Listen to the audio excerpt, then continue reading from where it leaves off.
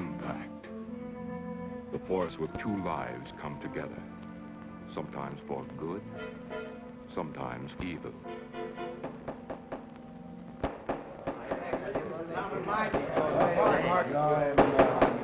I say, Williams is out of win on this. I'm definitely against it. Williams seems to forget we have our stockholders to answer to. Phone Mrs. Williams, Della. Tell her to be ready in about an hour, and I'll pick her up. Yes, sir. You phone San Rafael and see if those papers are on the way over from the executives. Yes, Walt.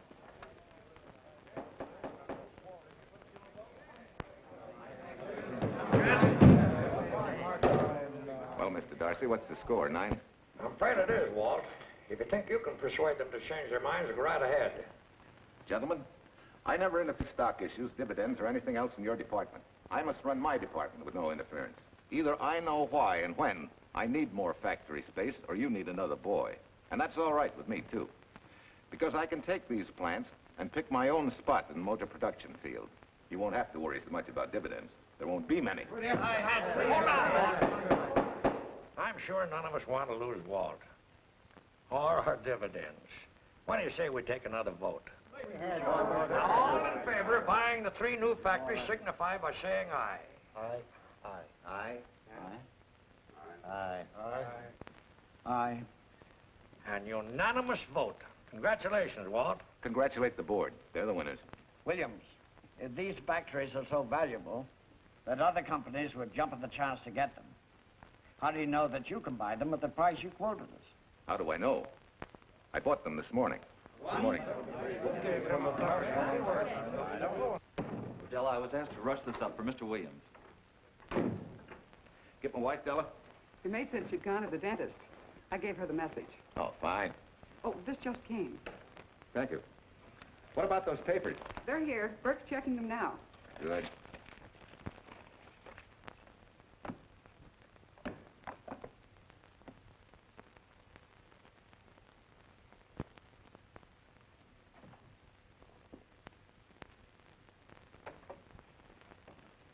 Congratulations, Walt. Take a look at Clause 4. Those provisions haven't been clarified yet. Oh, no? I wanted to leave for Tahoe right away. Get Judge Deering on the phone, will you? Never mind. I can get faster action if I run out to San Rafael myself and stick with them till they're right. Yeah? Mrs. Williams on 3. Oh, put the blueprints of that new diesel in, will you? I want Jackson to see him. Hi, Duchess. I'm afraid now we won't be able to leave till about 5 o'clock. What? You're not going with me, but I counted on it. But I thought as soon as Dr. Harris took care of whatever it was, I'd feel better. I don't. Stupid thing still aches, and I certainly wouldn't be a very desirable driving companion. No, seriously, darling, you run along and buy your little factories and hurry home. I'll send you back to the office. And cheat me out of my goodbye kiss? Not a chance. I've got to drive over to San Rafael. I'll stop on the way. Love me? Bye, dear.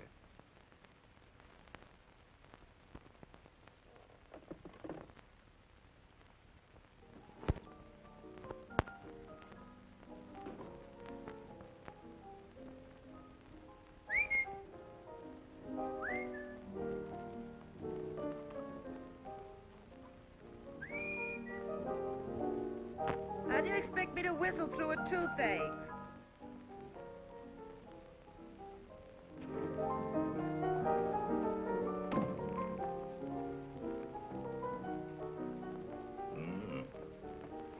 Nothing in the whole world smells as sweet as you do, Duchess. Certainly don't feel sweet. I was grouchy as an old bear. Well, old Doc Williams can give you something to fix that. Close your eyes. Relax a minute.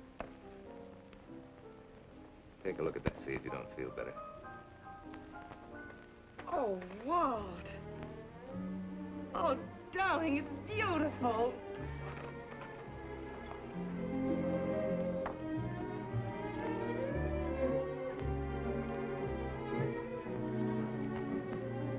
Not bad. Not bad at all. You know, to quote my wife, I like monograms on things. It shows they belong to me, unquote. When did your wife say such a thing, Mr. Williams? About 6 years ago, when I married her. She gave me the first monogrammed shirts I ever owned. Those were the words on the card. I still have it. I certainly hope your board of directors never discovers what a softy you are. They won't, don't worry. I have only one vulnerable spot. What really happened this morning? All I got out of Della was that you stalked out of the office with blood in your eye, back in no time with canary feathers in your mouth. Oh, I clipped those birds' wings, but short. No one's gonna vote me down, sweet. Not when I know I'm right. Mm-hmm. But how did you convince the board of that so quickly? With subtle hints and easy persuasion. Like this. Either I get what I want, or you get yourself another boy. And that's all right with me, too. But... Walter! What a clumsy ox. I'm sorry, Duchess. Oh, please, sweet, don't be so upset. Oh, if you could have seen your face. Oh, don't bother, dear. Celine will take care of that. Not exactly a good prescription for nerves, huh? You know, you're wrong, Dr. Williams. The way I feel now, a good catnap will probably make a new woman out of me. And if it's not going to make you too late... Yes? Well, I'm sure that by 5 o'clock I'll... Swell. I'll run over to San Rafael, get things ironed out, and be back for you by 5. On the nose. Darling, wait. That's perfectly silly. I'll take a taxi cab and meet you in Sausalito. There's a drugstore on a corner opposite the square. I'll be there at 5 o'clock and we can go straight on up to Tahoe. That'll save you all that late afternoon traffic and all that time it'll take to come and pick me up. Smart woman, my wife. Thinks of everything. Where's your bag, honey? Oh, Sue Lynn still has some things to press for me. Sure you don't mind taking a taxi? Very sure. Sweet dreams, Duchess. See you at 5. Better get going. Bye, honey.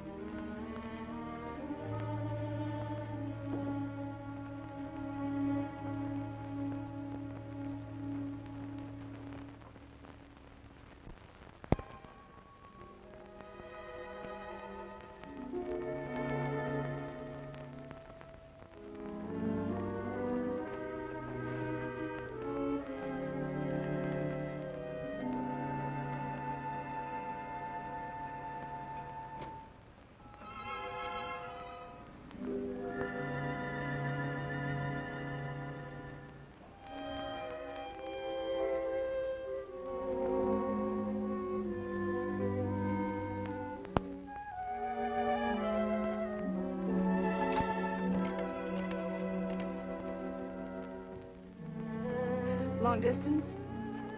I want Berkeley 79721.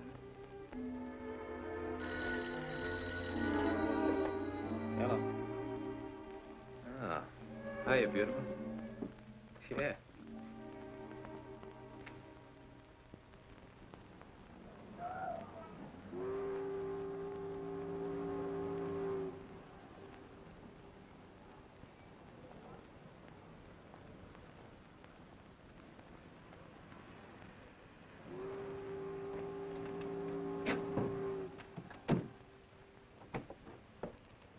Here.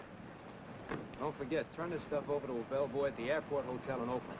Tell him to hold it for Jack Burns. Jack Burns, the Airport Hotel. That's right, I'll be checking in later. What do I owe you?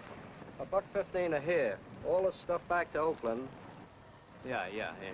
Buy yourself a new kit. Thanks.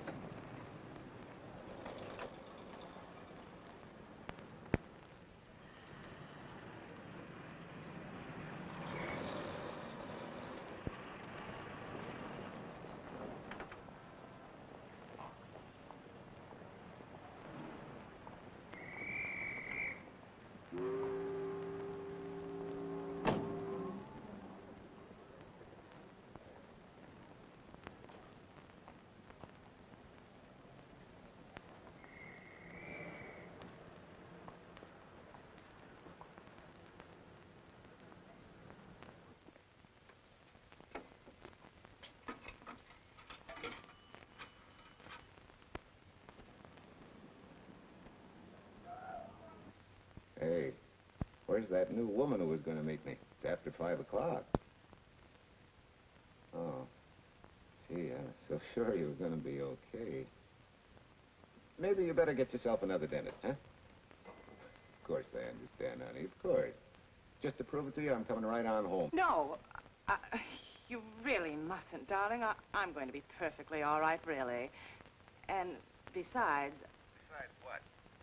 Well, I've done something you're not going to like. You remember Aunt Margaret back in Illinois? You mean the old gal in Evanston? I'm way ahead of you. How much? Well, it isn't money this time. It's another relative. Her favorite nephew, Jim Torrance. All of a sudden, right out of the blue, just after you left, he telephoned me from Berkeley. Okay, Judge, I'll see him when I get back. Well, you don't understand, dear. You're going to see him right away. What? Well, all he seemed to want was to be able to get back to Illinois, so I... So you buy him a ticket. That's easy. Well, it isn't. I offered to, but he got huffy and said he didn't want any handouts, and... Well, without thinking, I told him we'd pick him up and give him a lift as far as Denver. I won't say I'm good for you, but where do I find this guy? Well, he should be there right now. I told him to be on the lookout for a cream-colored roadster, just in case we fail to recognize one another after all these years. Oh, darling, you're such a lamb. You sure you forgive me? What do you think? Well, I'd better run along, or Cousin Jim might get nervous. Take it easy, sweet, and miss me, will you? I do already. Don't drive fast. And please take care of yourself. Softy. Goodbye.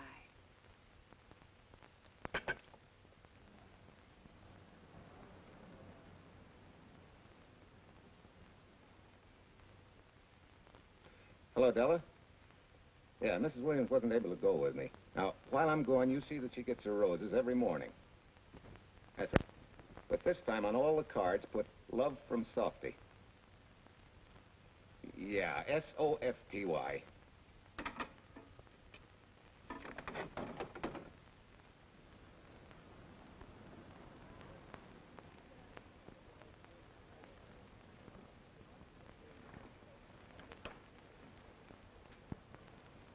Hello.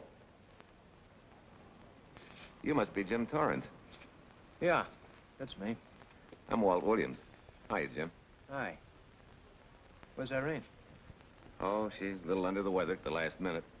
Worse luck. Oh, that's too bad. I was hoping I'd see her. Yeah, I'm disappointed, too. Where's your luggage? Oh, I'm wearing it. Less trouble that way.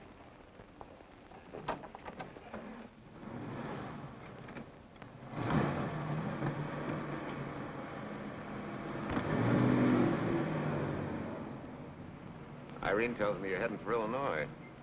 Yeah. Going been a little rough, huh? Haven't exactly been worried about my income tax. What's your line, Jim? Oh, guess I'm a better salesman than anything else. You know, I can give you a couple letters when you get back to Chicago. It might help you. It's fine. Little in with a top brass never hurts. What outfit were you with? Patton's Third Army. How was it? Rough. Except for the time in Italy. I kind of liked it there. Patton's outfit never got to Italy. Of course. But most civilians never know or care, and I figured you didn't either. Well, I fooled you that time.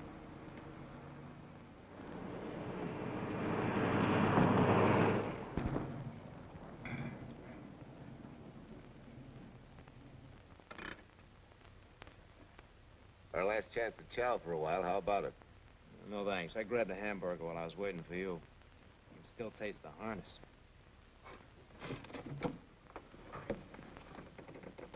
Sure you won't change your mind? No, I'm gonna grab a little shut-eye. Thank you.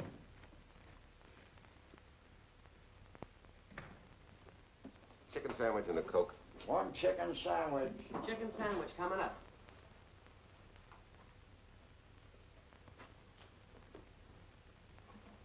Give me change for $1, will you? Yes, sir.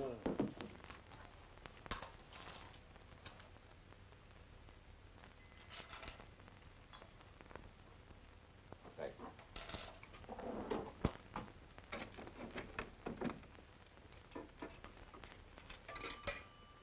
San Francisco. Klondike 2, 6714.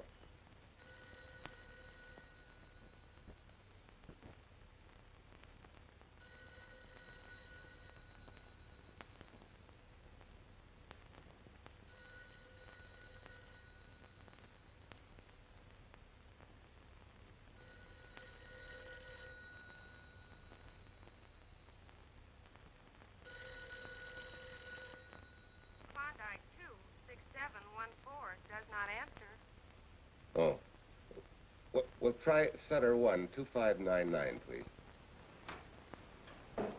Bayview Apartments. Oh, yes, Mr. Williams. No, your maid isn't there tonight, sir. Well, she said Mrs. Williams was taking something to make her sleep and wasn't to be disturbed. But perhaps... No, don't disturb her. Just leave a message that I won't forget about a certain problem. Mm-hmm. I think I have it, sir. You want her to forget all about a certain problem. Softy. Is that S-O-F-T-Y, sir? Softy is going to take care of it thoroughly. Is that all? Yes, that's all. She'll understand.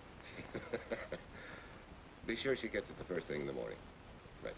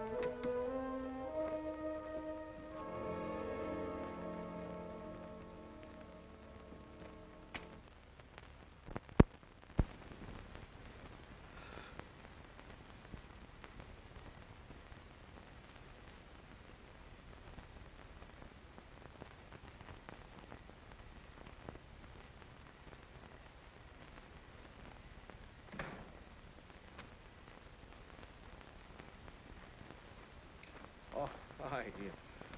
It's been so long since I've been behind the wheel of anything but a Caterpillar or a Jeep. I had to find out what a real buggy feels like. Why don't you drive for a while? Oh, swell. Nothing would suit me better.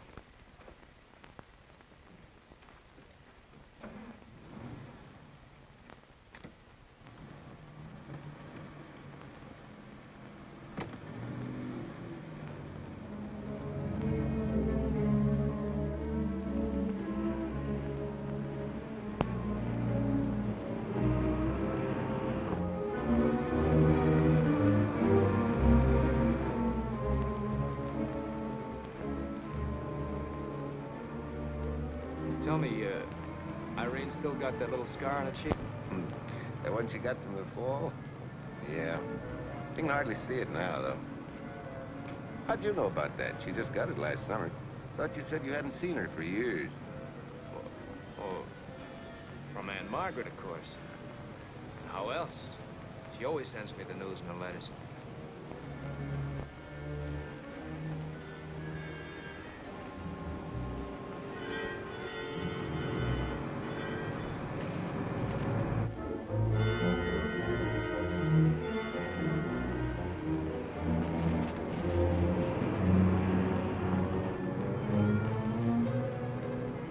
Aunt Margaret will be pretty happy to see you. Irene says you're the favorite nephew. Afraid my lovely cousin was just giving me a build-up for your benefit. You don't know Irene. Maybe not.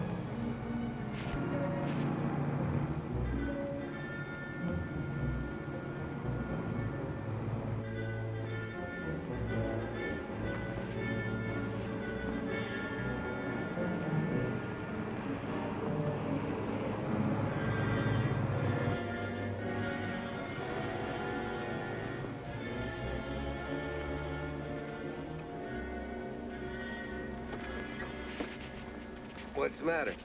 I think we got a flat.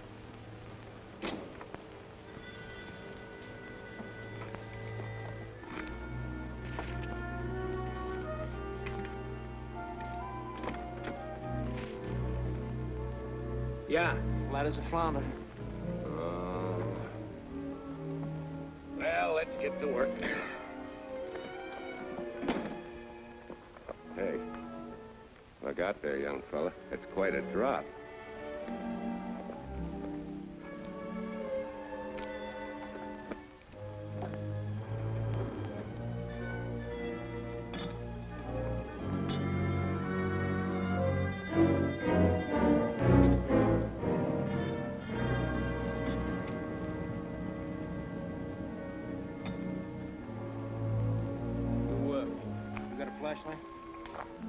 I think I have. Get the jack. I'll take a look.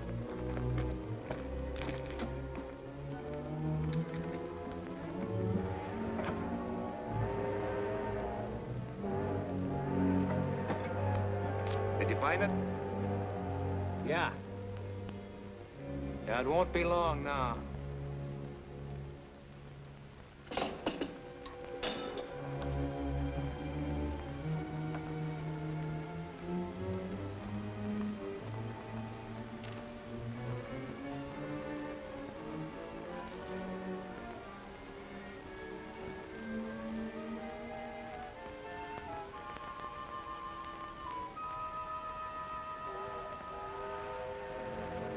Come on, let's get going. Wait a minute. Did one of your cufflinks fall off? Huh? Well, something dropped. I heard it fall right down there at your feet. Oh. Well, you must have rolled under the car.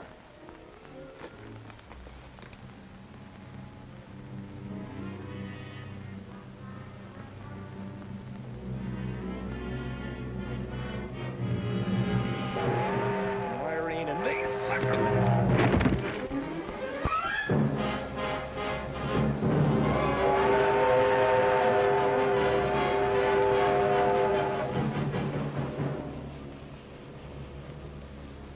Hello.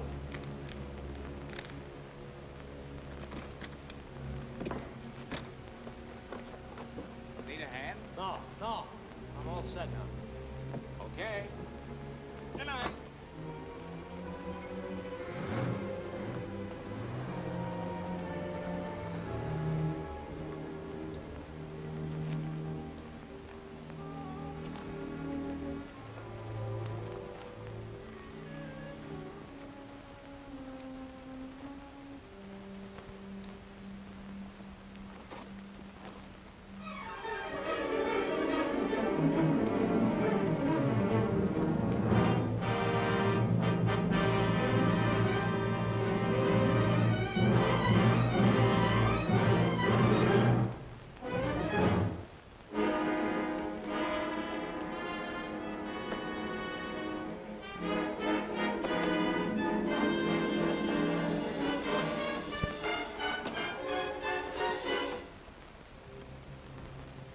Keys.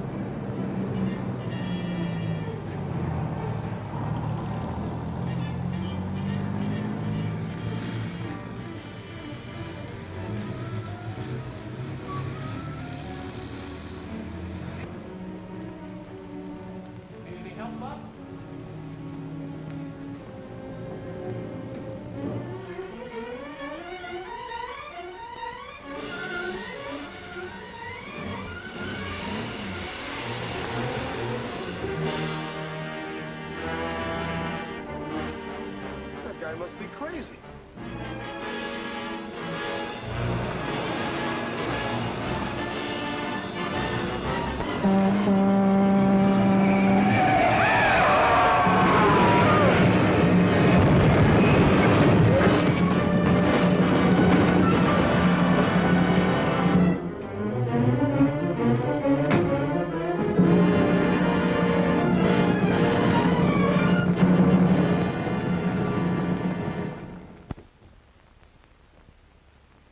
Now, in case my husband should be late and have to rush for his plane, this will be taken care of. Thank you.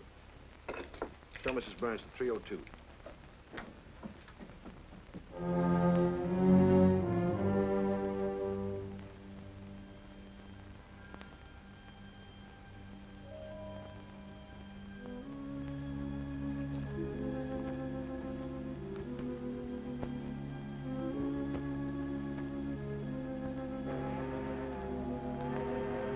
Irene and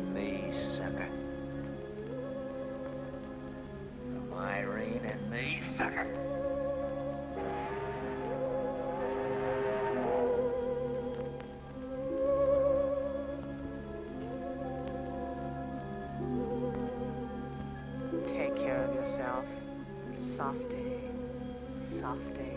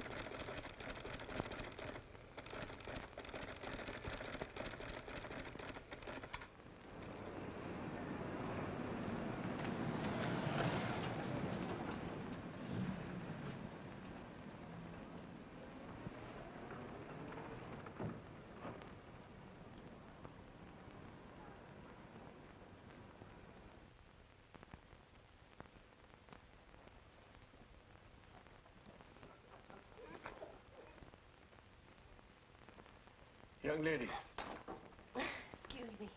I want to see Mrs. Walter Williams. I'm sorry, sir, but she left orders not to be disturbed. I'm sorry, too.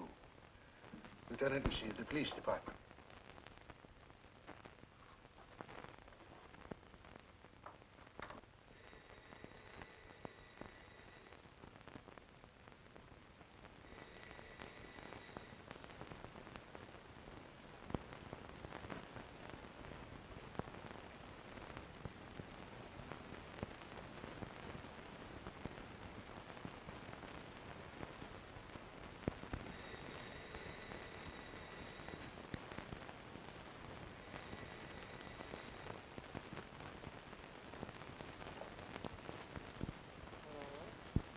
I left orders not to be.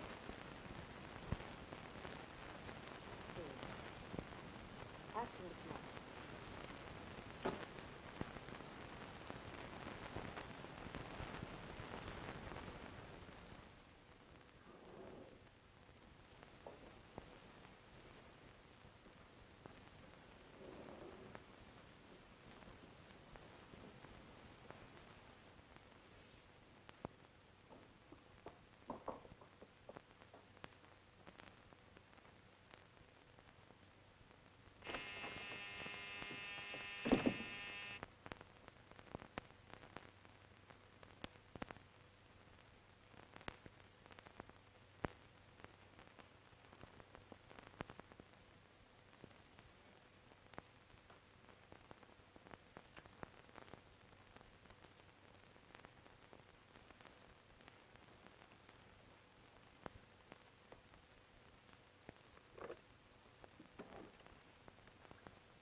Yes?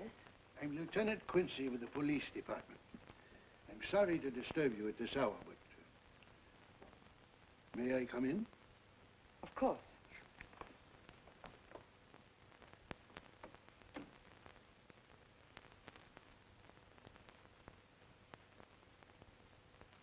Well, Lieutenant? Did your husband go on a motor trip late this afternoon?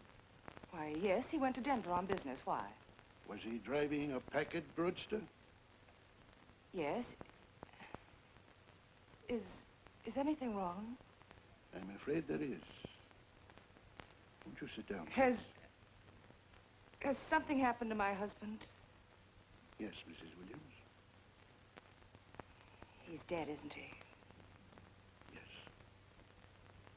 Oh, Walt, I knew something like this would happen. I begged him time and again not to pick up hitchhikers. But it wasn't a hitchhiker, Mrs. Williams. It was just an accident. He ran into a truck, a gasoline truck. You mean there was fire? He must have been driving pretty fast. I don't think he felt anything after the crash.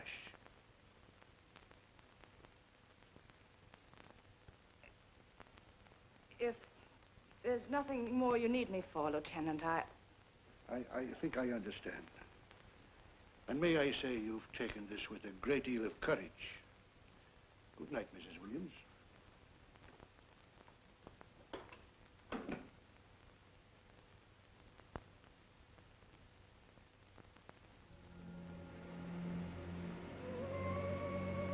take care of yourself. Softly. From Irene and me. Softly.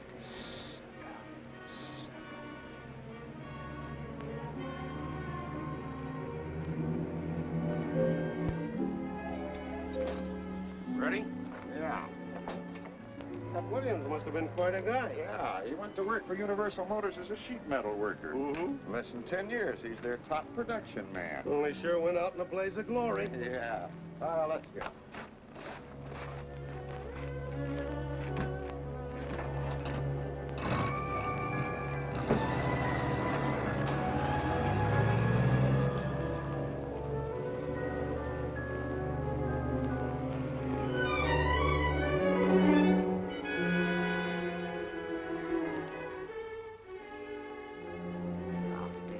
From Irene and me.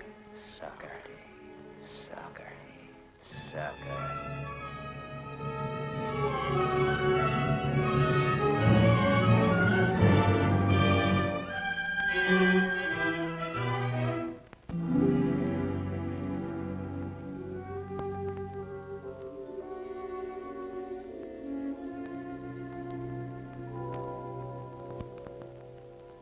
Well, could Mr. Burns have taken a later plane and still made connections for Mexico City? I see. Yes? It is some telegrams for Tai Tai. Just put them under the door, Sue Lin.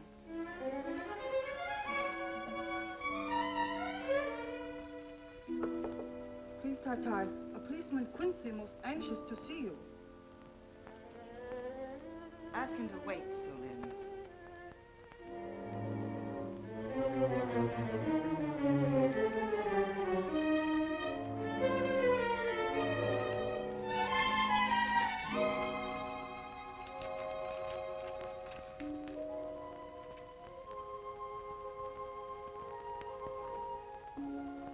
Mrs. Williams will see you presently. Will wait, please.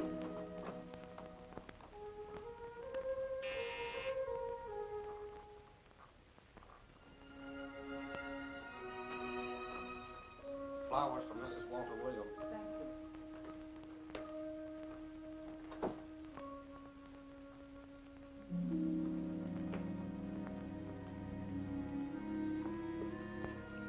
Roses like Mr. Williams always sending when he's away.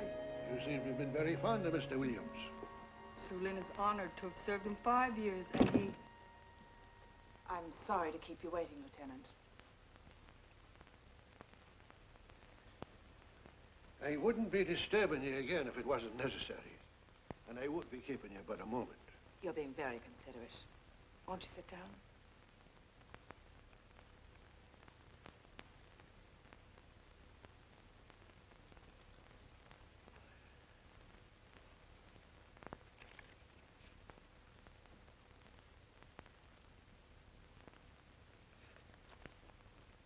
Everyone's been most thoughtful. And why shouldn't they be? Forgive me. I'm all right now. What was it, Lieutenant? The state police would like to have some information. They found some wavy skid marks for quite a distance on the road, as if the car had been out of control when it crashed.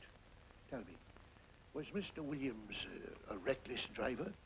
Why, no, he was a fast driver, but certainly not reckless. Well, was he a heavy drinker? Quite the contrary. But what about his health? Could he have had a heart attack and lost consciousness before the accident? Why, no, he was in perfect health, but he'd been working much too hard lately and was overtired. Perhaps he fell asleep at the wheel last night. Oh, poor darling. If only I'd been able to go with him last night, he might still be alive. Well, maybe so and maybe not. You mustn't blame yourself, Mrs. Williams.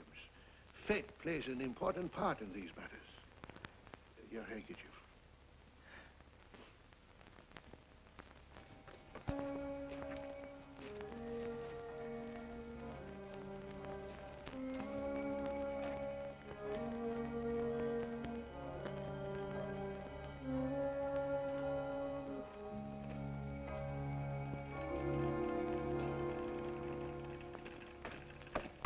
When's the next train to San Francisco? 10 a.m. tomorrow. You sure there isn't one sooner? No, I'm sorry.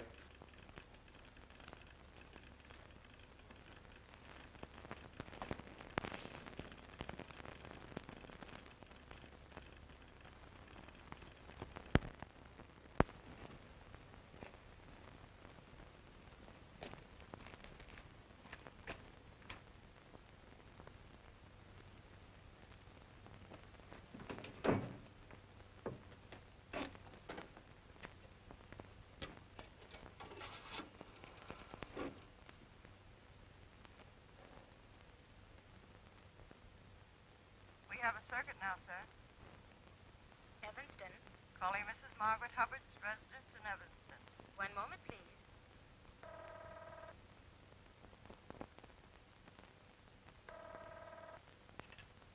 Hello?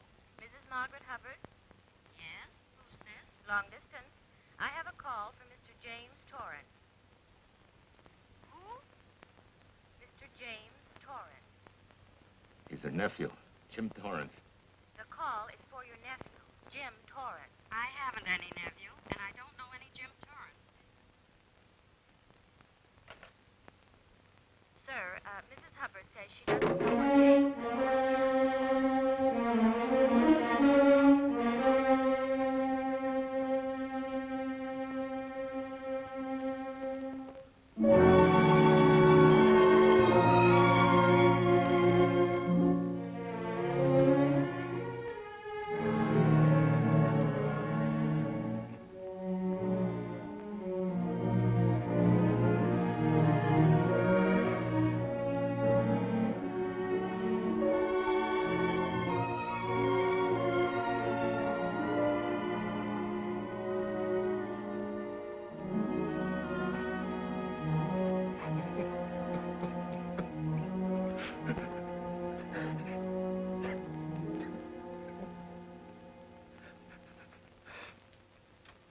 What's the matter, son? Looks like you need a doctor. Doctor? I can't leave the station, but old Doc Bender's just across the road there. Yeah. Doctor? Think you can make it? Yeah. I'll make it.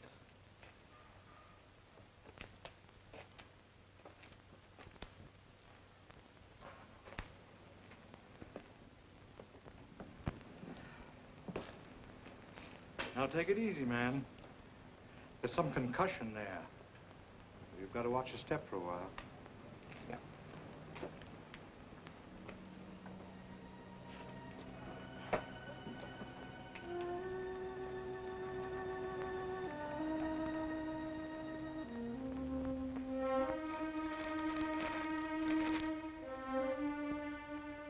Walter Williams' beautiful widow, who by her own request sat alone in the family alcove during the service.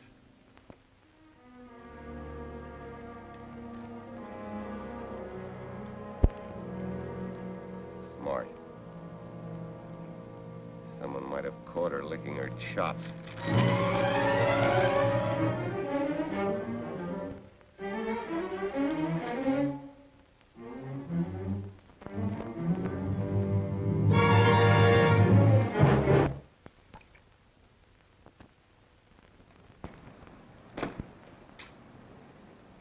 Hey, what's that? Walter Williams. Hey, ain't that the guy that... For the love of Mike, what's that briefcase doing here? He's dead. They did him a dirty trick if he ain't. Hey, now, wait a minute. Don't touch it. We better turn it over to the police.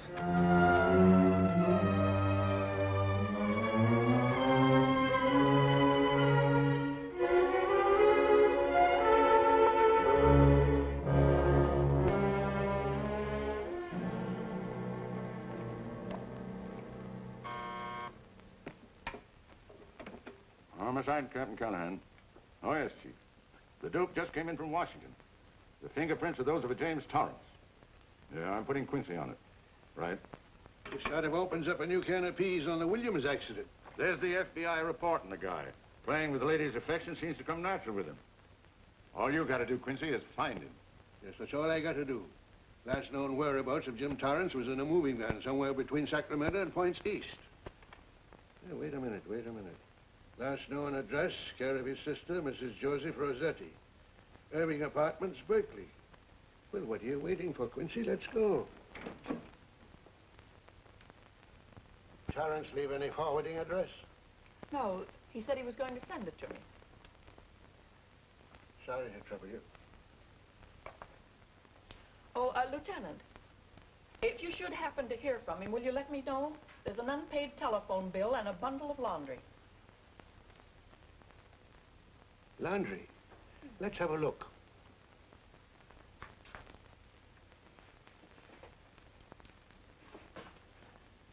I may have to take this along with me. Not without a receipt, you don't.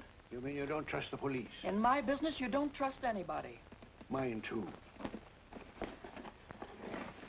Holy St. Valentine's Day. Look, he had the same thing on his shirts, too.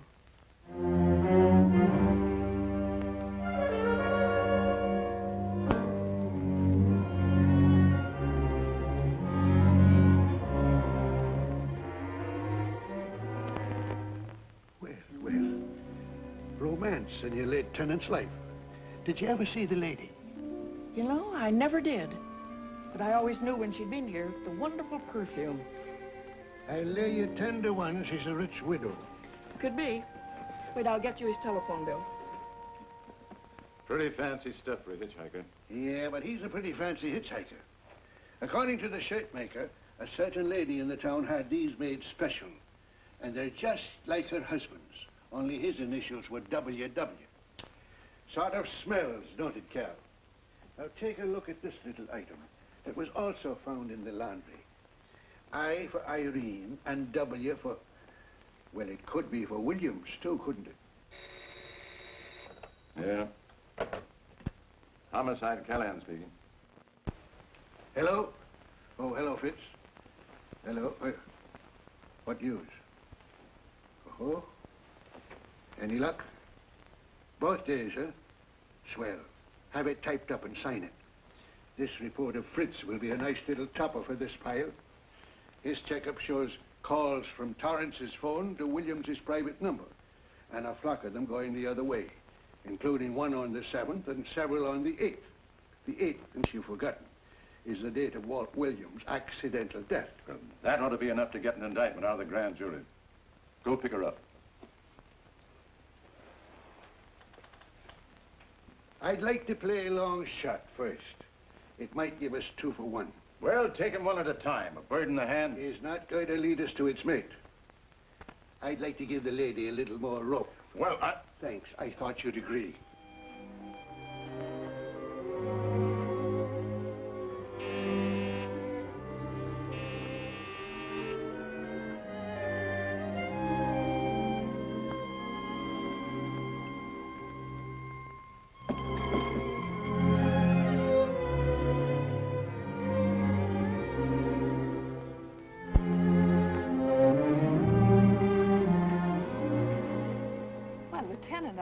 You just caught me. I'm glad.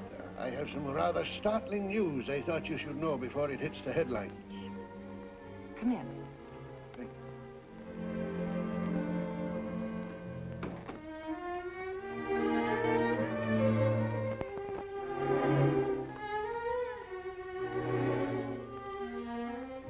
Sit down, won't you, Lieutenant? Thank you. I'm very anxious to hear about news. It seems that your first hunch, remember, that a hitchhiker was responsible for your husband's death? Well, Mrs. Williams, you may have been right. I don't understand. Your husband's briefcase turned up in Kansas City yesterday in a moving van that had stopped at the scene of the accident that night. Apparently, the murderer made his getaway in it. That explains the wavy skid marks that made us suspect your husband was ill or unconscious at the time of the crash. Yes, I suppose it does. And by now, the man is probably out of the country and never will be found. Don't you worry, Mrs. Williams. There were fingerprints on that briefcase.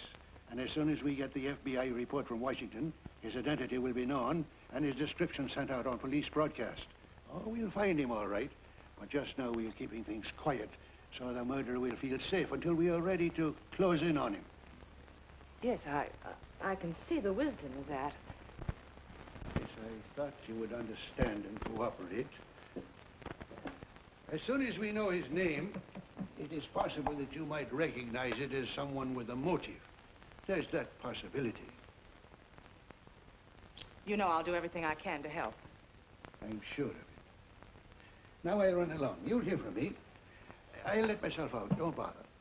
And don't worry. Good day.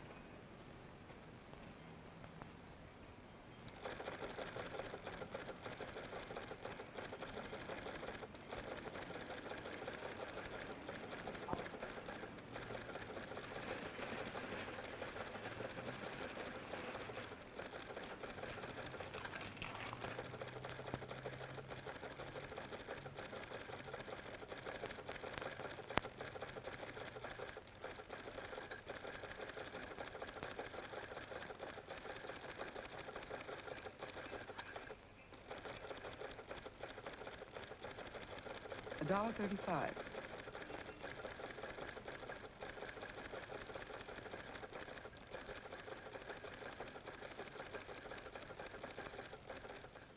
See, everything after the letter J in the first name has been obliterated by heavy writing over it. The only impress letters legible are those between words or before them, like RNS at the end of this name here, and the Hotel Santa here before the word Evanston. Well, Tom, don't you think it's about time you retired? Why, there isn't even evidence there of Mrs. Williams' intent to communicate with Torrance. And who do you think she beat apart to the telegraph office to wire to? The League of Decency? I'll tell you what I think, that you should have brought her in when I first told you to. By the time we get her now, she'll have figured out a way to tip Torrance off. He'd be that much tougher to find. Not unless she's tipped him off from your office. Ernie's got her on ice waiting for you.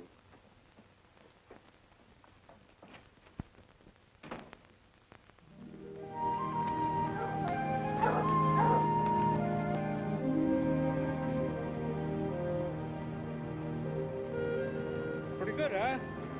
Fastest growing little town in Idaho.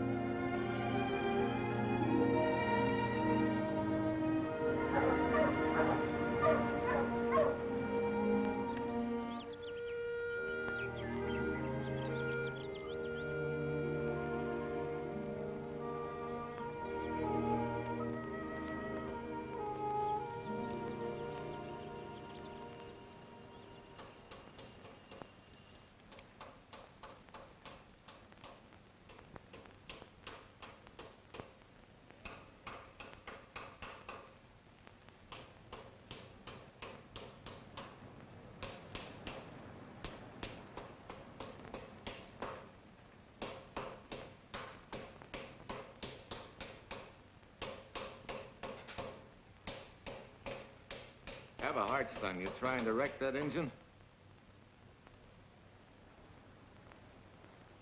Oh. Sure. It's a hobby of mine. The way you're going at it, you can't miss.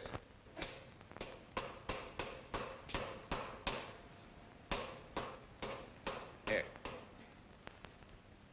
I just can't let you ruin that beautiful motor. Start her up.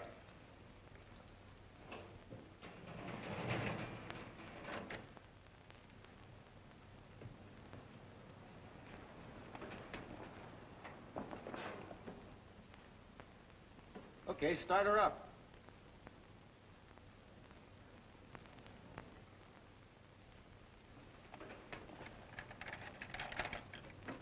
Shut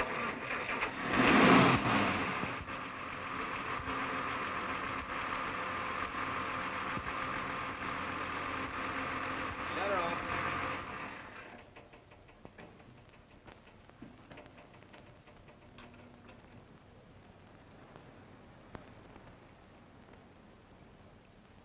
You're certainly not a mechanic by trade. Hands are like that. Maybe it's a hobby of mine.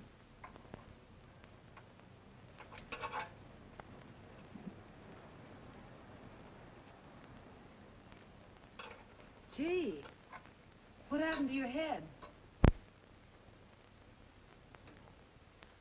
Perhaps I was talking when I should have been listening. Okay? Okay by me. A lot, Hill. So long, Marcia. Bye. He's all right now. You better lay off though till the boss gets back. I'm the boss. I guess the new cars are a little bit over my head. Now, with a jalopy, it's different. Aren't there any mechanics around here you can hire? No, they all went over to the new factory in Mansville. I guess they got better wages. Tough break. Yeah. How much do I owe you? Oh, forget it. Well, I'll be shoving along. So at least have a cook in the house. You might as well. Marcia, can I use your phone a minute, please? Sure, help yourself, Uncle Ben. Never arranged but what it caused. 650, please. Flat tire this morning. Now the danged engine stalled on me. Nice and cold. Wilson's garage? No, I did not give you the wrong number. Fine thing using my phone to cheat me out of repair bills. Aren't you ashamed? Gave me the wrong number. 650, please. You're a nice girl, Marcia Peters, and your ma's a fine woman. And I'll always buy my gas and oil here. But you ain't never gonna tinker with my car again. Busy? Busy. Always busy. Say, we're not so busy. Would you like to do another good deed and give Uncle Ben a hand? Why not? Where is your car, mister? Maybe I can help you. Why, are you a good mechanic? Very good. And very reasonable. Well, just what you need, girl. Better hire him. It's an idea, Uncle Ben. Come on. Thanks for the Coke. Sure.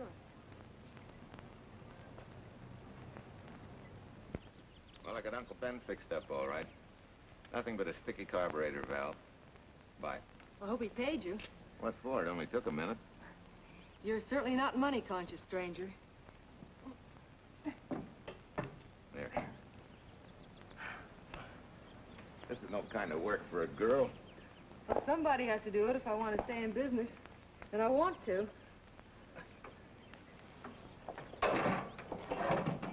Must be some business that you're better suited for. Couldn't you lease this place to somebody? Sure.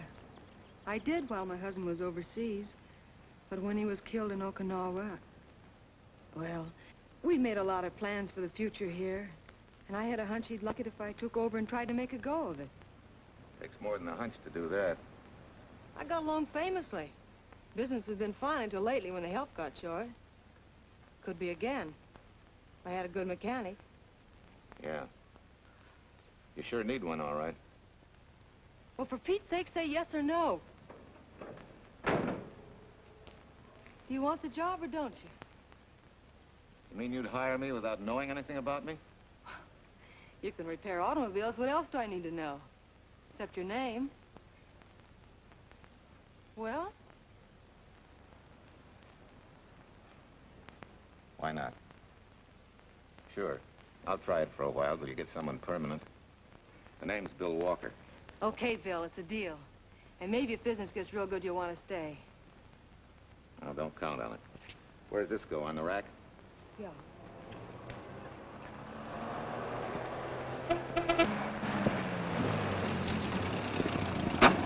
Marcia! Marcia! It happened! It's a boy, 8.5 pounds. Pair of shoulders like a prize fighter. Well, congratulations, Papa. How's Jane? Ah, perfect. Everything's perfect. Gotta get down to the store and tell the gang. Almost forgot. Oh, gee, thanks, Ed. I'm sorry, I won't have enough for the gang. Yippee!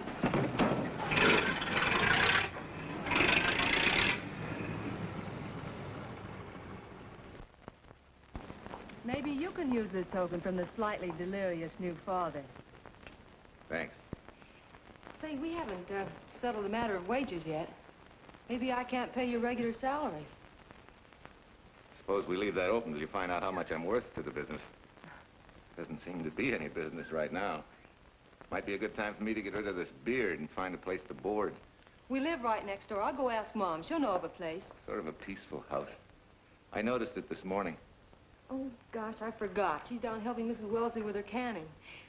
Mom finds homes for everything from stray cats... To stray mechanics? Well, you're not a stray anymore. I'll go phone. Pearl, 674, please. Hello, Miss Wessler. May I speak to Mother? Hi, Mom. I've got some good news for you. I hired a man for the station. Yeah. No. Nobody we know. He's from out of town. Needs to place a board. You got a good one up your sleeve?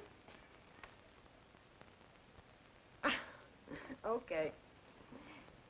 Says she has to meet you first to come home for supper. Huh? And you like apple or cherry pie? Cherry. Cherry it is, Mom. See you later. Oh, now I gotta get rid of this. Hey, where's the nearest barber shop? The one and only, just up 2 blocks. Tell Judd you're working for me. When you get back, we'll close up and go home. Thanks.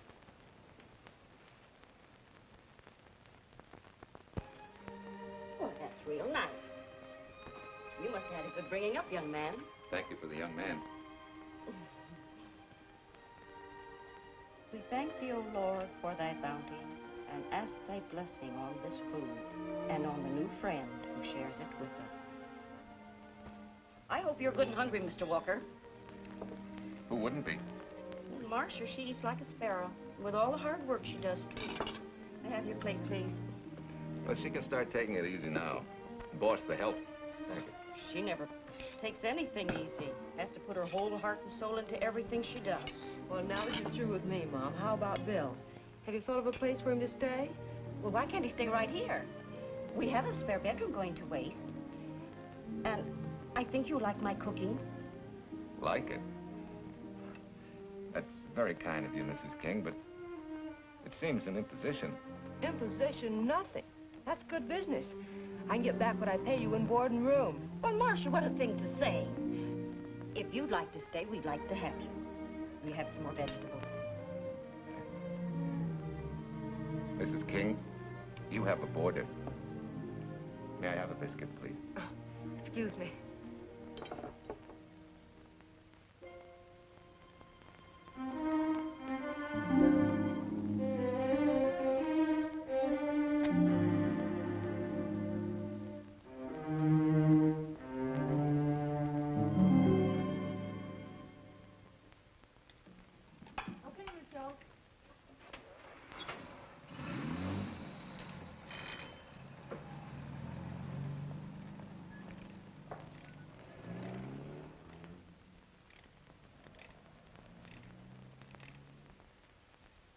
It's wonderful the way tools seem to come alive in your hands. You seem to sort of come alive, too. As though you got real pleasure out of working with them. I do. When you're doing a job with them, you can't think of anything else. Bill, if something's bothering you, why don't you get rid of it? What would you prescribe, doctor? Amputation. For that stupid chip on your shoulder.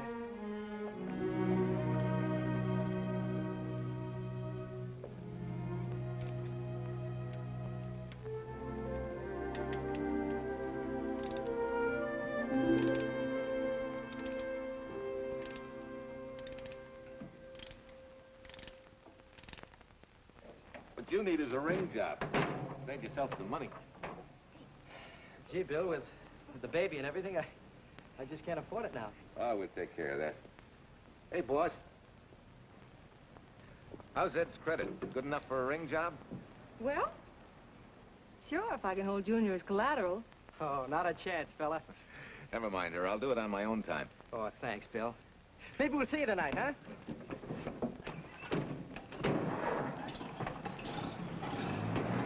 Some shoulders, huh? Yeah. Some father, huh? Bye, Marcia. Bye, Marcia. Bye. Nice kids. Hey, was Ed clowning about their being hard up? No. Things have been pretty tough for him ever since he got out of the service. Fix a car for him, Bill, and only charge him for the labor, okay? Then he gets it for free. I'd already been knocking that off. Say, we could make it an anniversary present. Anniversary of what? Junior's arrival, and mine, 3 months ago today. Time certainly flies. That was a lucky day when you came to MP service. Your work's been bringing in a lot of business. I'm glad of that. Hated to have fallen down on Mom and you. Say, look, boss, why don't we three celebrate tonight and go to the movies? Ed said he and Jane were going. Well, that lets Mom out. She'll be babysitting. I'd love to go, Bill. I haven't been in ages. Here's your opportunity. Go to work.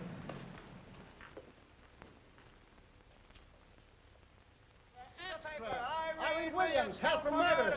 Extra, extra. Irene. This is Sheila Graham with the latest news of the shocking Williams murder case. While beautiful Irene Williams is held for trial, charged with conspiring to kill her late husband, the police are searching for James Torrance, believed to be the lover of Mrs. Williams and her partner in the horrible murder of Walter Williams.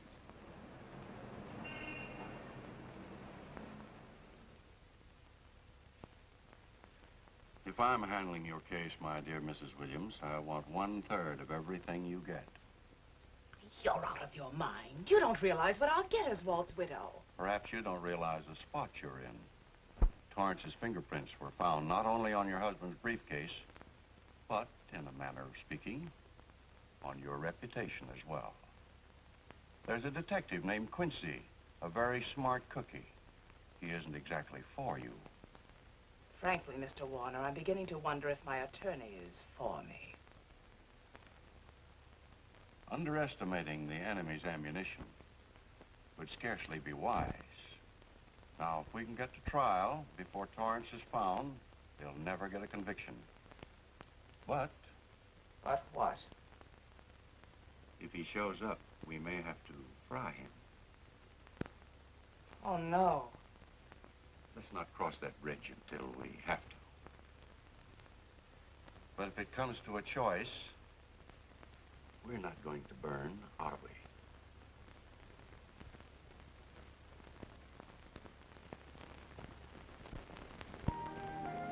Aren't you the chatterbox this afternoon? What about this afternoon? Oh, I'm sorry, boss. I guess it was wool gathering. You're supposed to do that in the spring. Is there anything you don't know? Yes. What's San Francisco got that we haven't? Better newspapers, for one thing. Anyway, California's supposed to be the land of opportunity. I thought that by now you liked it here. I do. Very much. It's a good town. Nice people. Swell boss. Thanks. We like you, too. No fooling, Bill. You'd be surprised how many people ask questions about you. What kind of questions? Oh, where you came from, do you have any family, and do you like it here, and are you going to stay? Al Knox asked me at the movie last night if you wanted to join the volunteer fire department. Just interested, friendly things. I suppose it is natural for people to wonder about a stranger who moves into their community, like I did. You know, I've been thinking, maybe it wasn't such a good idea, you and I going to the movies last night. It's all right being seen in the station and here with Mom, but... You get used to that in a town this size. They're always trying to marry people off. You just ignore it, and after a while they forget about it. I'll go get cleaned up for supper.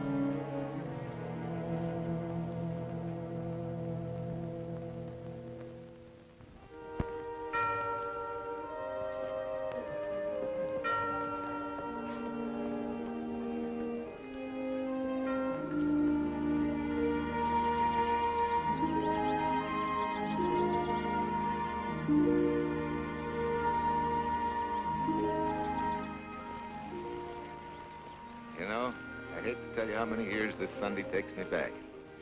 Did you always fall asleep during the sermon? I wasn't asleep, Mrs. Peters. I merely closed my eyes to concentrate. Oh, so that's what you call it. I had to nudge you to stop you from nodding. Quiet. You're disturbing my reminiscent mood. Even smells the same.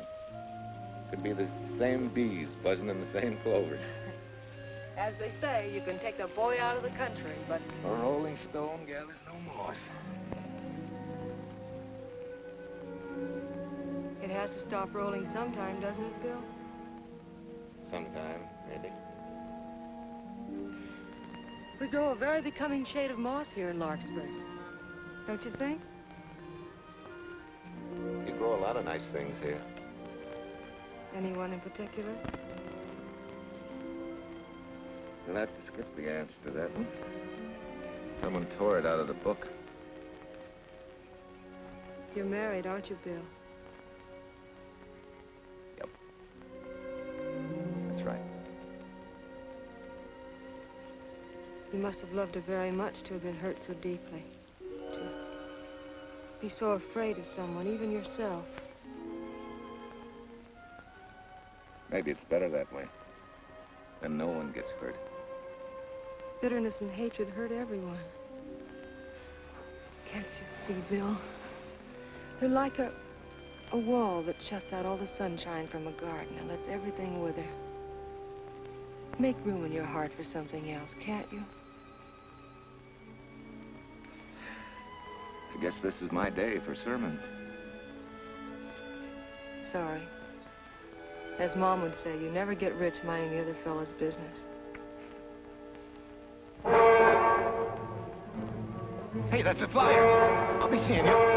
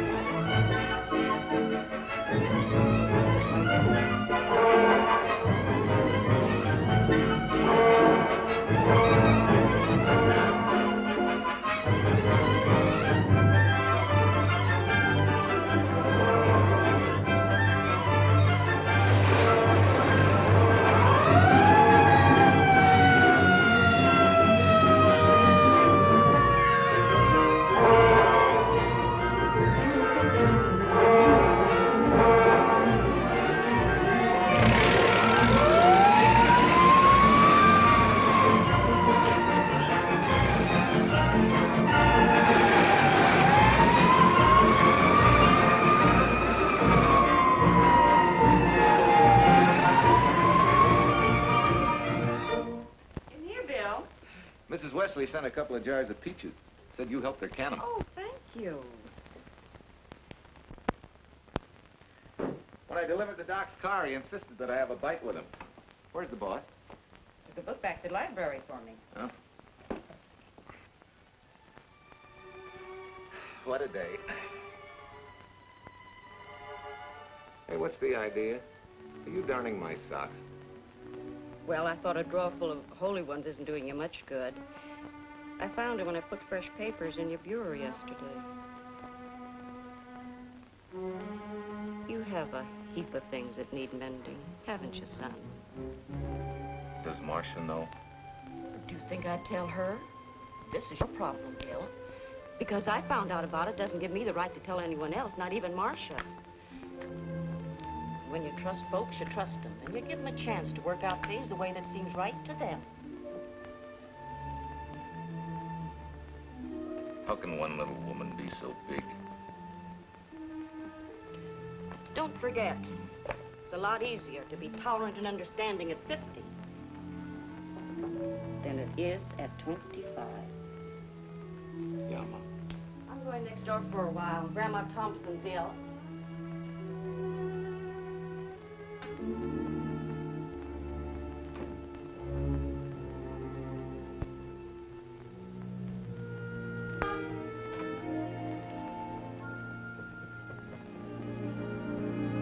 Bill, are you home? Bill, are you in there? Yeah? Mom went next door, Marcia. Hi. Do you work awfully late? Oh, about 6. Anything wrong? Come in. I want to tell you something. I'm checking out. Has something happened? No, just... I'm doing what I should have done a long time ago. Moving along. But why, Bill? My name isn't even Bill. There isn't any Bill Walker. I'm Walter Williams. The late Walter Williams. Walter Williams? I don't understand. You may not even after I've told you, but at least you'll know the whole story. Sit down, please.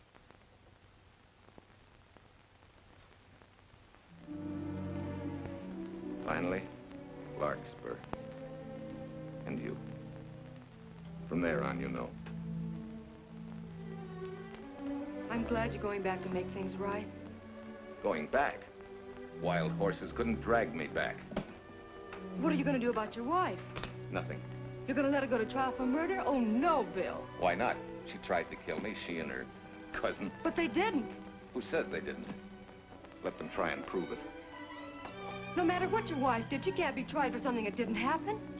Oh, Bill, can't you see? You bet I can see. She deserves everything she's getting. Sorry part of it is they'll never convict her. No, Bill. The sorry part is you're not big enough to take a hard jolt to your pride and to your ego. Sure. It hurts to be tricked and cheated by someone you loved and believed in. But that doesn't give you the right to take justice into your own hands, to trample on the hearts of others and walk out on life. A barren, frustrated boyhood. A marriage to a woman who accepted my love, yet despised me so thoroughly she resorted to murder. I'll never think of our moments together without nausea. I feel stripped bare, degraded. Even me.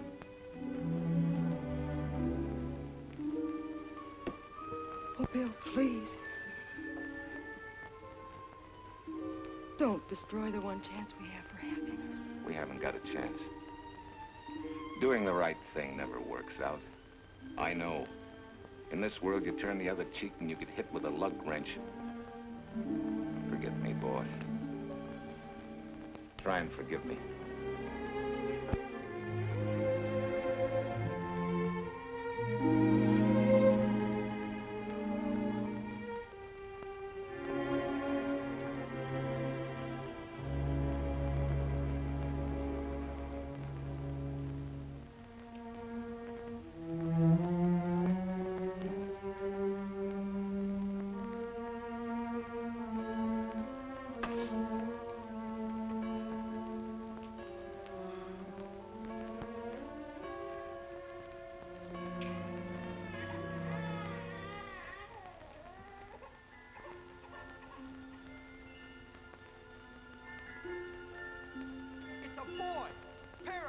like a prize fighter.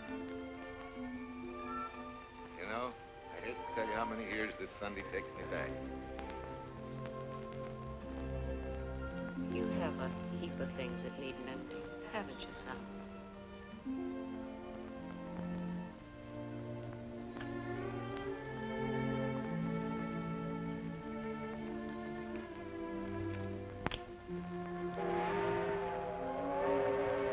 Take care of yourself. Soft again. Irene. Soft You're not big enough to take a hard jolt to your pride and to your ego. Sure. It hurts to be tricked and cheated by someone you loved and believed in. But that doesn't give you the right to take justice into your own hands. Trample on the hearts of others and walk out on life. Oh, Bill, please. Don't destroy the one chance we have for happiness.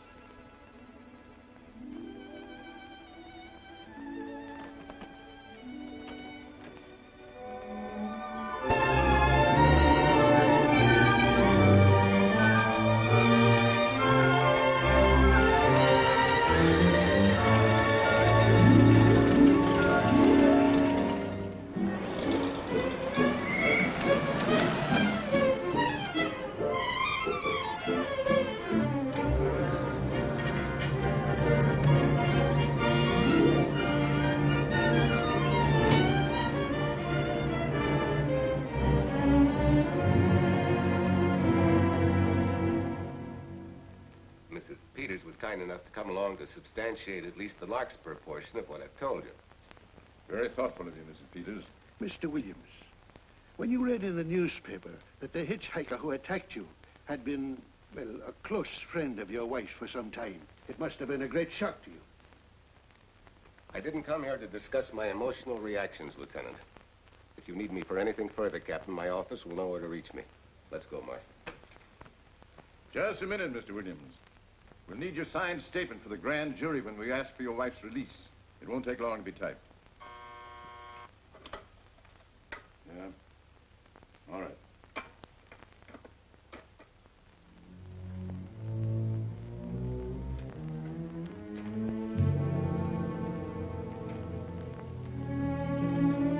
Come in.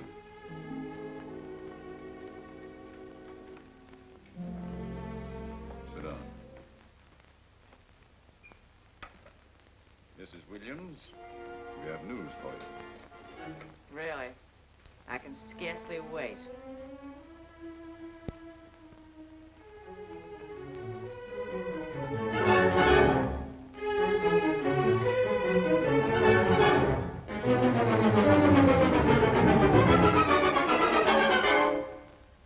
Seems it was Torrance who was in the car when it crashed.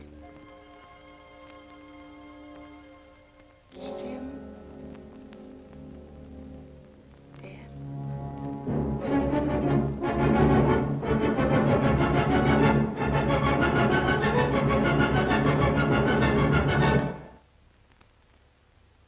You did it.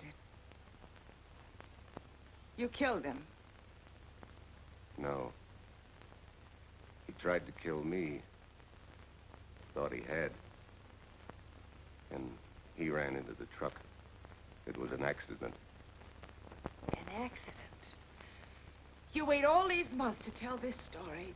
You let me rot in this filthy jail. Wait a minute. You let everybody believe you're dead. Pretty convenient, wasn't it? A dead man can't be tried for murder. Mr. Williams, perhaps your wife would understand better if you would explain to her about the amnesia. Amnesia? Oh, don't tell me you believe he had amnesia. Where's he been all this time, just wandering around in a daze? Tells us he's been in Larkspur, a little town in Idaho, working as a mechanic in a service station. Run by Mrs. Peters here.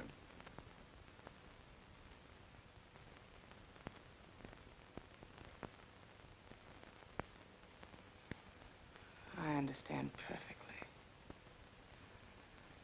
Now that my chance for happiness is dead, I suppose you'll demand the divorce I begged you to give me so that I could marry Jim. That's fantastic. Yes, isn't it? After you telling us that the man you picked up was a perfect stranger. Well, that's not true. The time and place for meeting Jim had all been arranged. I must advise you There's a law that a wife can't testify against her husband. There's a law against murder, too, but that didn't stop him, and nothing's going to stop me until I'm through. It's all right with me, Captain. Go on. Talk your head off.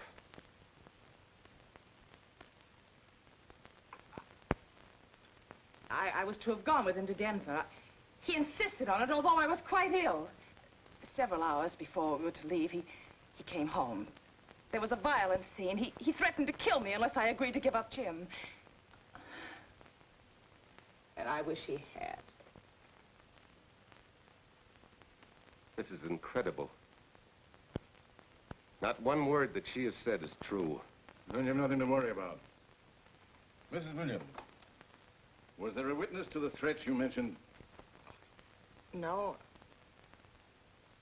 Unless the maid overheard. She was in the apartment. In fact, she picked up the pieces of the vase that he threw at me. Where is she now? I don't know. She left me suddenly after all this began.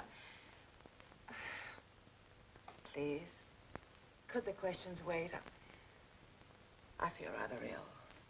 Will you have Mrs. Williams ready for the grand jury at 10 o'clock tomorrow morning? That's all.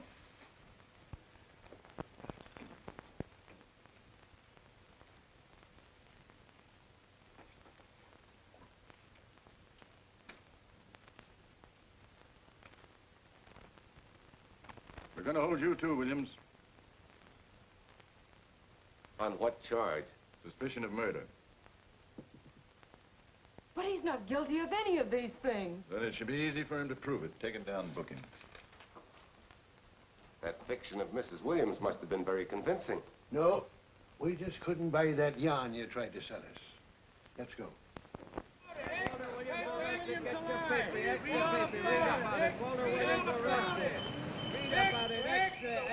What's the wife freed and murder charge? Extra, get your paper. Walter Williams charged with murdering wife Bubba. Extra, get your paper. Irene Williams goes free. Husband held. Extra, get your paper. Wife freed and murder charge. Walter Williams charged with murdering wife Bubba. And Daly's going to cover Williams' office. Okay, boys, hop to it. I want all I can get by 10 a.m. tomorrow for the grand jury. Okay, Chief. Oh, Tom, don't miss a bit. Dig up everything you can on Williams and the Peters dame. You sort of believed Irene Williams' story, didn't you, Ben? She made better sense than he did. Well, sure, she's a better liar than he is.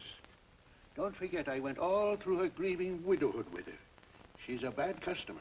Well, that's for the grand jury to decide, and Williams insisted on letting her talk. So it's his funeral.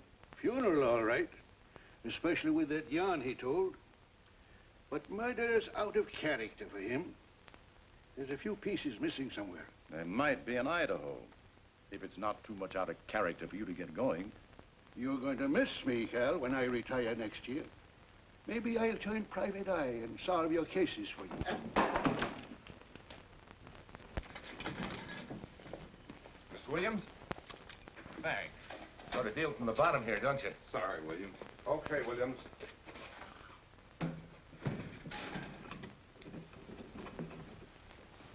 Well, not very good news, judging from your faces. Well, Walt, the grand jury returned indictment against you. Mrs. Williams was released. I see. Now, don't you worry, Walt. We'll have you back at work where you're needed, and in short order. Come on, Eldridge. There's a visitor waiting far more attractive than we old fogies. We're just leaving, Mrs. Peters, but remember, don't hesitate to call on me for anything. Thank you so much.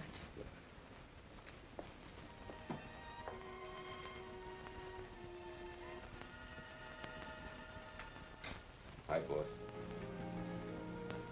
Bill, what have I done to you? If it weren't for me, you wouldn't be here. If it weren't for you, I wouldn't be. I came back here because I wanted to believe in the things you do. I still do, no matter what happened. Will you do something for me? Go back home, where I know you'll be taken care of. Not a chance. You'll have to think of a better reason than that to get rid of me. I'm a big girl now. I've just been to Larkspur, Williams, where I found these newspaper clippings. Of course, some of them are 3 months old, but you seem to treasure them, so I brought them along. So? I don't think they exactly substantiate your claim of amnesia. As if you were interested in substantiating any claim of mine. Now, let's get one thing straight. Most people, when they get in a jam, think the police are only interested in the prosecution. Our job is to get the facts, the truth. And the truth never hurt anyone but the fellow that lied. Unless he was a beautiful woman. Oh, quit kidding yourself, Williams. You made the boner. I had no more to do with Torrance's death than you did. And out of the whole population of Northern California, you just happened to pick up a hitchhiker who happened to be your wife's boyfriend. Ah, have a heart, Williams. I suppose you'll tell the truth when you take the stand, but you better have some mighty conclusive proof if you expect the jury to believe it. Wait, Lieutenant. Bill, we all know you're not guilty, but we're going to need help to prove it, and need it badly. Lieutenant Quincy can't take sides, but if we're right, he has to be on ours. And I have a hunch he wants to be. Why don't you tell him the whole story? All of it. Please. I'd like to. Quincy, very much. Guess I should have told the whole truth in the first place. But I wanted to clean this mess up with as little scandal as possible.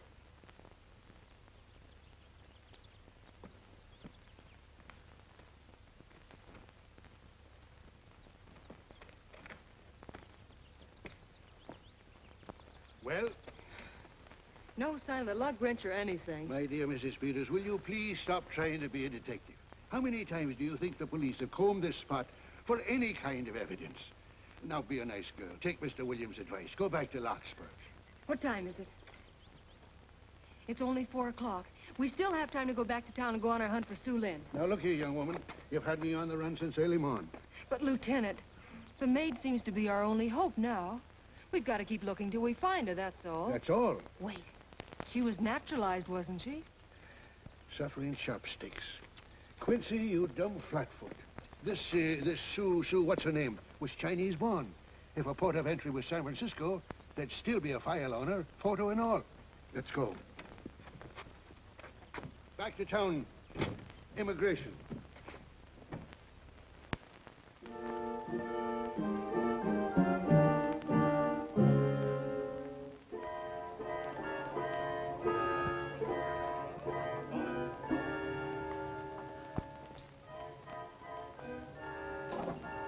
I hope the council has given us the right lead.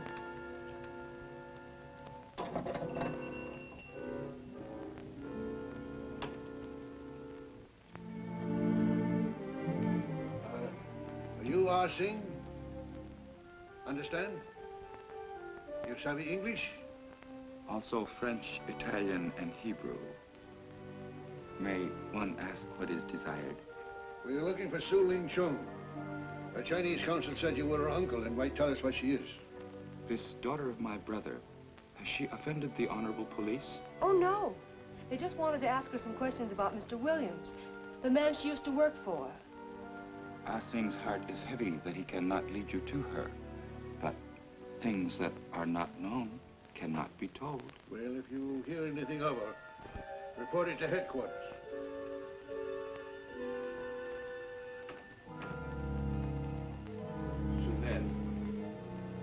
Untruth is not good for soul, and not wisdom when told to policemen. Better for the soul to be kind than to be wise. Su Lin must keep silence to help in this matter.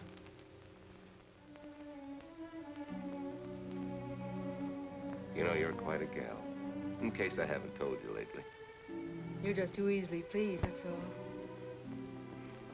There must be a way out. Why can't we find it? Oh, buck up, boys. Tomorrow, another day. Yesterday you go to trial.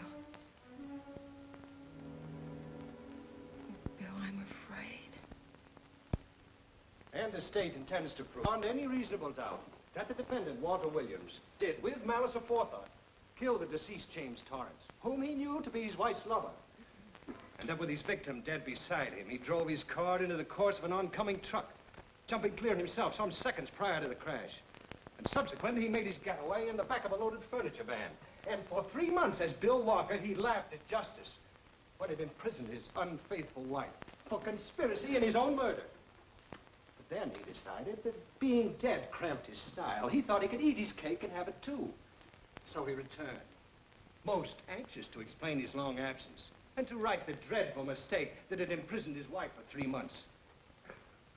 Ladies and gentlemen, it was a cold-blooded, premeditated murder and must be punished to the fullest extent of the law. Call the first witness, please. Captain Callahan, did Walter Williams tell you what suddenly cured his amnesia after 3 months? No, he did not. But he did tell you the man that struck the blow which caused the amnesia was a total stranger, a hitchhiker he had picked up. Yes? And that he knew nothing of this man's identity or relationship with his wife until he suddenly recovered from his amnesia and heard or read the details. That's what he said. That's all. Thank you, Captain. Your witness, Counselor. No questions. No. I saw no signs of amnesia, but definite concussion. He was a bit evasive in answering questions, but not vague or unsure. In your opinion, Doctor, could this head injury have been caused by a fall? Yes. If the head had struck on some object, such as a stone or a metal pipe. That's all. Thank you. Your witness. Dr. Bender, are you familiar with a tool known as a lug wrench for changing automobile wheels? I'm afraid I am, sir. I've had a regular epidemic of flat tires lately. Well, then, in your opinion, could this head injury which you treated have been caused by a blow from a lug wrench? Yes. It could have been caused by that, too. Thank you, Doctor. The ones with the earliest dates, you will notice, are heavily creased, as though they'd been carried in a wallet or a coat pocket. Thank you. Lieutenant Quincy, will you kindly tell the court where you found these newspaper clippings? In the bedroom occupied by Mr. Williams and Mrs. Peters' home in Larkspur, Idaho. Is this your handwriting, Miss Revere? Yes, sir. And that's the message, at least our record carbon of it. Would you read it to the court, please? June 9th, 8:32 p.m. Message from Mrs. Walter Williams, Penthouse D. Mr. Williams called, said he wants you to forget all about a certain problem. That Softy is going to take care of it thoroughly. Was there any other conversation? Well, I just asked if that was all, and he said, yes, she'll understand,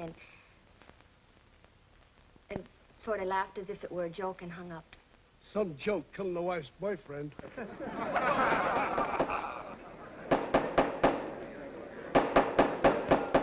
is the state versus Walter Williams. All the rounds so far have gone to the prosecution, and it was a grim-faced Williams who was returned to his cell this afternoon. What the score will be after he takes the stand is anybody's guess, but he's going to need some lucky punches to get a decision. And though Torrance struck with intent to kill, after telling you this is from Irene and me, sucker, you still telephoned Illinois to find out if there was a cousin Jim. You are hard to convince, aren't you, Mr. Williams? Is it so incredible that a man should fight against believing such a thing about his wife? Oh, that is very touching. From a husband who planned a trip on which he intended to destroy his wife and did kill her lover. That's a lie. Your Honor, I object to the conclusions drawn by the prosecutor and move that it be stricken from the records. But, Your Honor, there is a corpus delicti, remember, who was your wife's lover. Objection sustained. There's also her own story, which, in front of witnesses, you insisted she tell. And then we have your own two different stories from your own lips. One featuring a perfectly strange hitchhiker, the second an equally strange cousin Jim, without a questionable substantiation for either bit of fiction.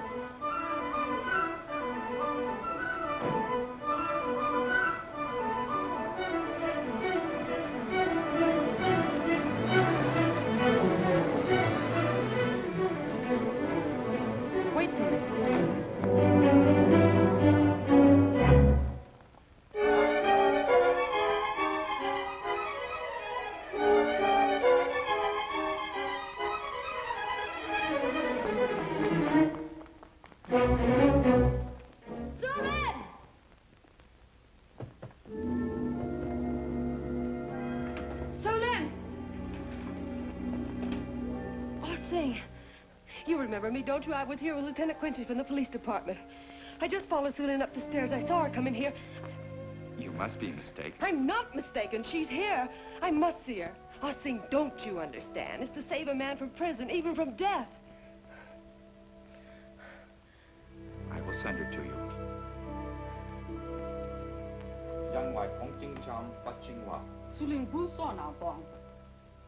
Oh, Sue Lynn, we've been looking for you all these weeks. Mr. Williams needs your help so desperately. I cannot help. You must forget that you found Sue Lynn. Forget it? But you're his only witness. You're the only one that can help. Not as a witness. Only with silence can I repay his great kindness to me and my family in China. Why? For I heard other things. That most unhappy day, from Mrs. Williams' bedroom, his voice very loud and angry. A flower vase broken to pieces. He can explain all that. They do not believe what he's already told. That I heard anything would do harm. Don't you see?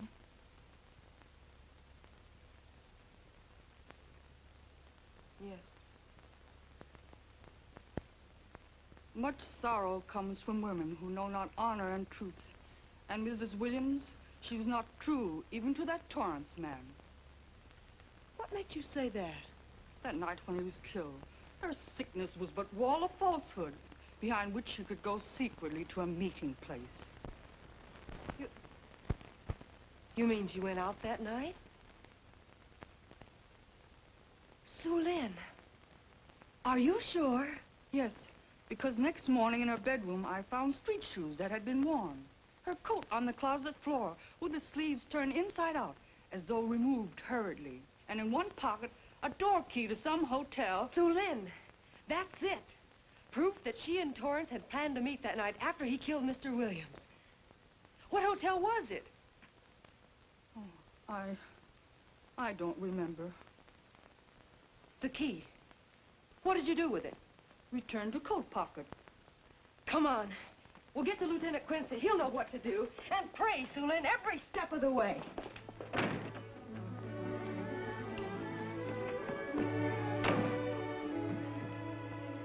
Now hold everything. Even if this long shot don't work out, we'll just keep on pitching.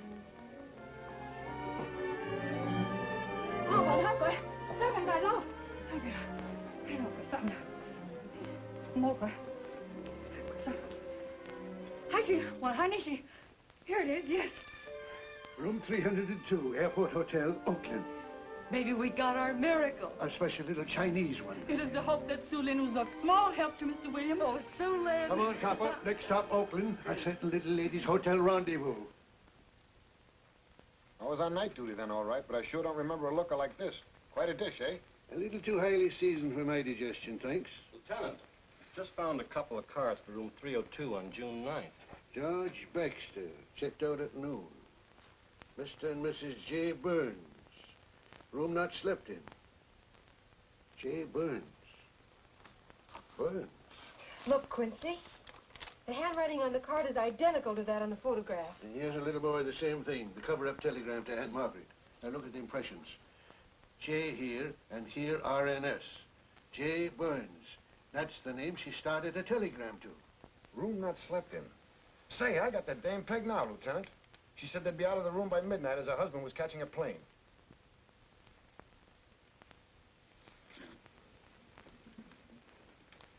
But Quincy... Reservation for Sam Andrews. Yes, sir. This ties it all up, doesn't it? Yeah, like a greased pig. What do you mean? We've got the evidence now, the proof. Of what? Sue Lynn's theory that Irene was playing the field? This evidence only proves that she came here to keep a date with a man named Burns. We can't even prove that he didn't keep the date. But you know he didn't. There wasn't any Burns. It was only a name that she and Torrance used. Fine. If you can prove that, Williams will be free. But none of this will prove it.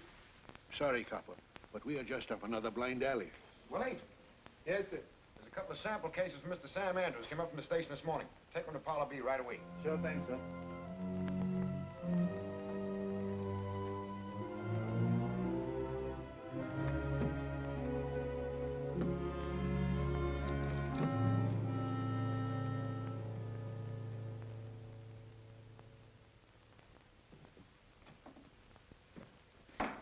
Seated.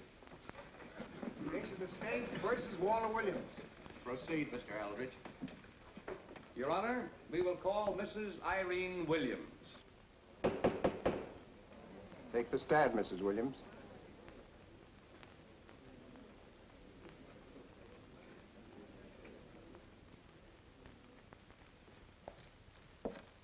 Raise your right hand. Do you solemnly swear that the testimony you're about to give in this cause to be the truth, the whole truth, and nothing but the truth, so help you God? I do. Hey, what cooks? The defense calling her? Mr. Eldridge, what's the purpose in calling this witness? Merely for purpose of identifying handwriting. Now, Mrs. Williams, this photograph of you... Was stolen from my apartment. So, according to the inscription, to Walt, my adoring and adored husband, Irene, this belongs to Mr. Williams. This is your handwriting, isn't it? Of course. I'm touched that he should have wanted it so badly. And this telegram, addressed to Mrs. Margaret Hubbard. Is that also your handwriting? It is.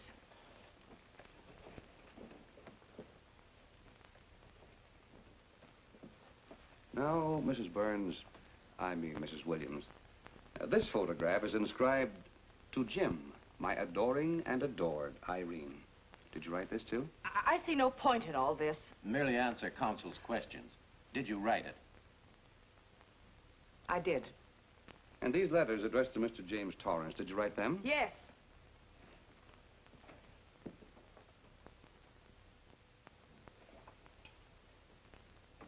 And this monogrammed garment, a gift from you to Mr. Torrance? Why must I be tortured again by all this? I never made any secret of my love for Jim Torrance. That's why he's dead. Your love for Jim Torrance. Yet on the very night he was killed, you had a rendezvous with a man named Burns, didn't you? I don't know what you're talking about. I don't know any man named Burns. I was at home that night, very ill. Oh, yes, the sleeping pills.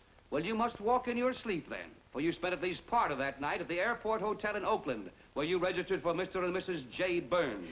Don't waste the court's time trying to deny it. This is the registration card that you signed at 9:20 p.m. And there's the room clerk who assigned you to room 302. And this, Mrs. Williams, is the key to room 302, which you very carelessly left in the pocket of a coat which was found in your closet yesterday. All right, I was there. Now you're satisfied. Not quite. This J. Burns, Mrs. Williams, is his first name Jack? Yes. Have you been in contact with him lately? No. How long since you've seen or heard from this Jack Burns? Well, I don't know. I don't remember. You bet she doesn't remember, because there isn't any Jack Burns, and there never was. That was an alias for Jim Torrance. And it was Torrance who was to have met you that night, after your charming little plot to kill your husband had been duly executed. It's not true. It's not true. I have bad news for you, Mrs. Williams. I can prove it's true. These pajamas, these letters, this picture, all of which you identified for the court, were found in this suitcase, which is full of the clothes and personal belongings of Mr. James Torrance. And the suitcase was found in the baggage room of the Airport Hotel, where it's been held since June 9th. And it says on this tag, in large print, hold for Jack Burns. That is all, Mrs. Williams. Just a moment, Mrs. Williams. Your Honor, in view of the evidence presented, we now ask for a dismissal of the state's case against Walter Williams. And we intend to charge Irene Williams with conspiracy to commit murder against her husband, Walter Williams. Oh, no.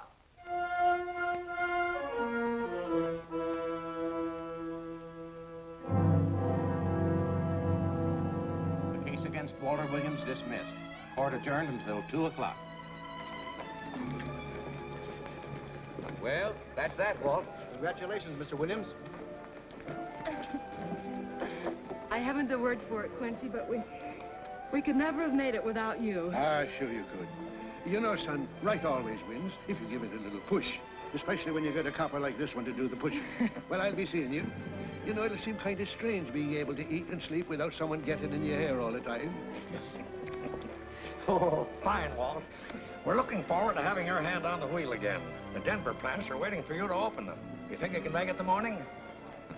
How about it, Counselor? You bet you can. Oh, good. Well, I'll be running along. Well, you think you like Denver? It's okay by me, boss. Yes. Impact. The force with which two lives can come together. Sometimes for evil, sometimes for good.